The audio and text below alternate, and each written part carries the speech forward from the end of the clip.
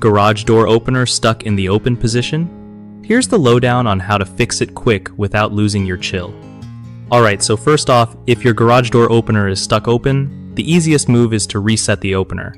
Usually, you just unplug it for like 30 seconds, then plug it back in. That little trick can clear out any glitches messing with the system. Next, check for any obstructions around the door tracks or sensors because even a tiny twig or piece of dirt can cause it to jam open. Make sure the safety sensors at the bottom of the door are clean and lined up perfectly, because if they are off even a bit, the door might stay open. Also, see if the remote battery is dying. Weak batteries can send weird signals.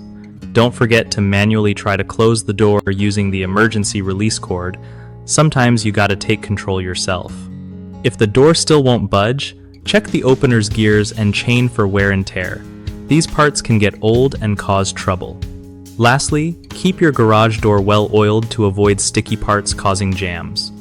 One of the biggest mistakes people make with a garage door opener stuck in open position is ignoring sensor alignment issues.